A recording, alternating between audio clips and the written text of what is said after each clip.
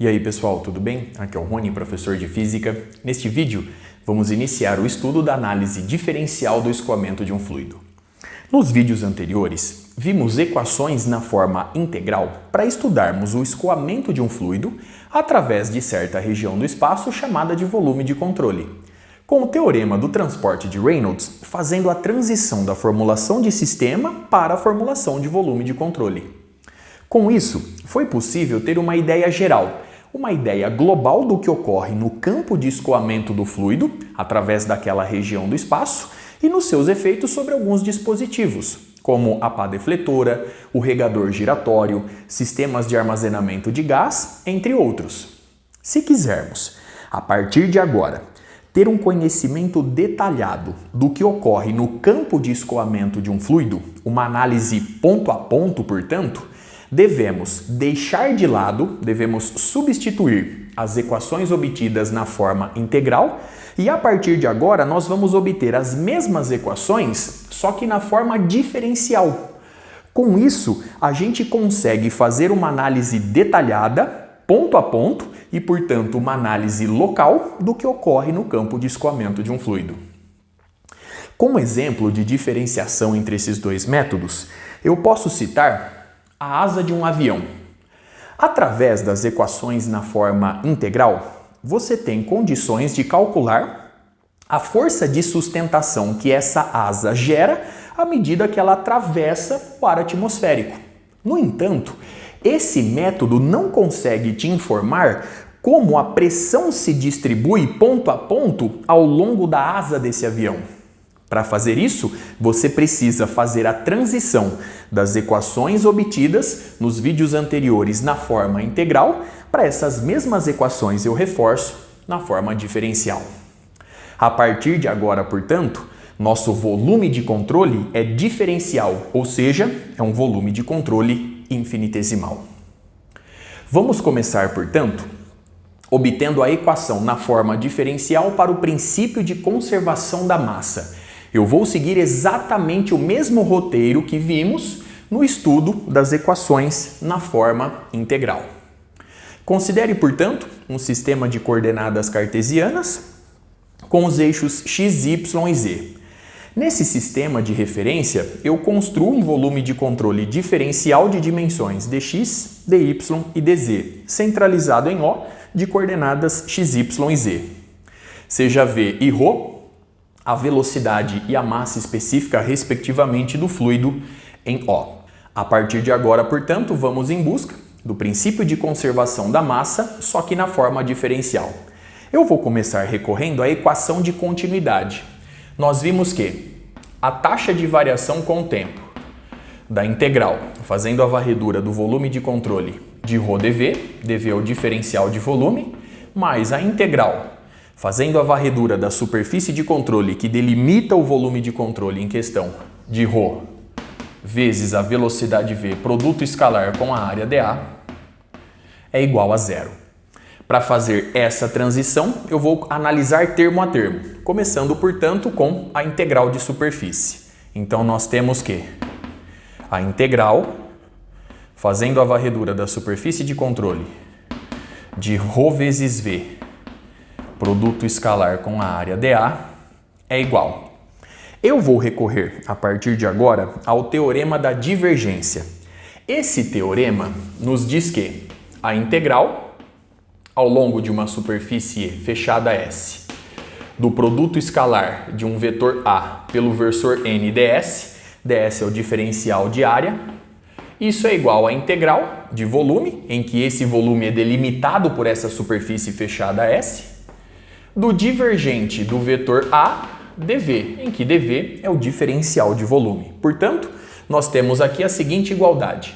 O fluxo do vetor A através da superfície fechada S pode ser calculado pela integral de volume do divergente do vetor A, dv. A partir do teorema da divergência, portanto, eu posso escrever essa integral de superfície como uma integral de volume, em que esse volume é delimitado por essa superfície de controle. Então agora nós temos o divergente de ρ vezes V. Perceba que a minha função vetorial ou campo vetorial é ρ vezes V.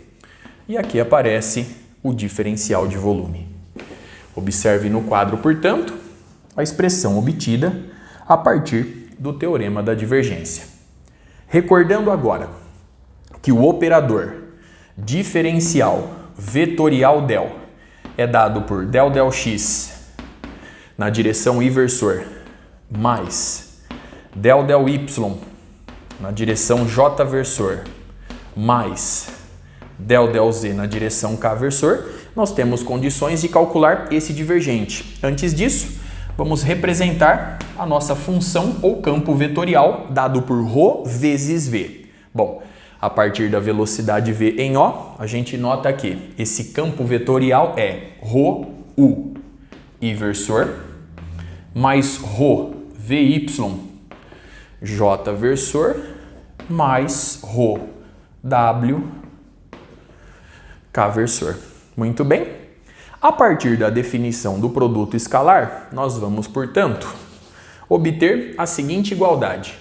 Então, a integral, fazendo a varredura da superfície de controle, de ρ vezes v, produto escalar com a área dA, isso é igual. Então, nós temos, pela definição do produto escalar, del x aplicado a ρ vezes u. Então, nós temos del x aplicado a ρ vezes u.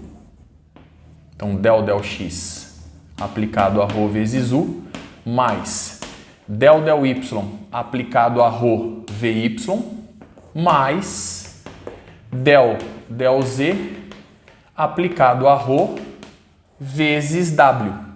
Tudo isso vezes o diferencial de volume dV, que é dado por dx, dy, dz. Note nessa igualdade que eu suprimi a integral de volume, pelo simples fato de estarmos fazendo a partir de agora uma análise diferencial, uma análise infinitesimal. Eu estou efetuando esse cálculo localmente, ou seja, no entorno do ponto O. Vamos agora avaliar este termo dentro dessa formulação diferencial. Portanto, agora nós temos a taxa de variação com o tempo da integral, fazendo a varredura do volume de controle. Então, aqui nós temos a análise 2i, fazendo a varredura do volume de controle de ρdV. Muito bem? Perceba que ρdV constitui a massa localizada dentro do volume de controle infinitesimal. Portanto, nós temos aqui a taxa de variação com o tempo t da massa dentro desse volume. A massa é dada por ρ vezes o volume dx, dy, dz. Agora, nosso volume de controle diferencial é indeformável, ou seja, suas dimensões não variam com o passar do tempo. Consequentemente, essa taxa de variação com o tempo fica dada por del ρ, del t, nós temos a taxa de variação com o tempo da massa específica, vezes o volume dx, dy, dz. Eu reforço, o volume de controle é indeformável e, portanto, suas dimensões não variam com o tempo. A partir dessas duas análises, portanto, eu posso igualar esses dois resultados. Fazendo isso, nós podemos simplificar o volume. Observe as expressões. Eu vou igualar este resultado com este resultado. Eu posso simplificar o volume e, portanto, eu posso escrever que a taxa de variação com o tempo da massa específica do fluido no entorno de um ponto O de análise mais o divergente da função vetorial ρ vezes v calculada nesse ponto de análise é igual a zero. Muito bem? E com isso, a gente obtém a equação de continuidade na forma diferencial. Observe no quadro, portanto, a expressão obtida e o pequeno cálculo realizado até aqui.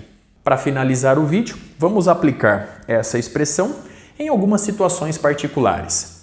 Vamos admitir inicialmente que o escoamento é incompressível, ou seja, a massa específica ρ do fluido não varia com o tempo e muito menos com a posição. Portanto, se nós temos um escoamento incompressível,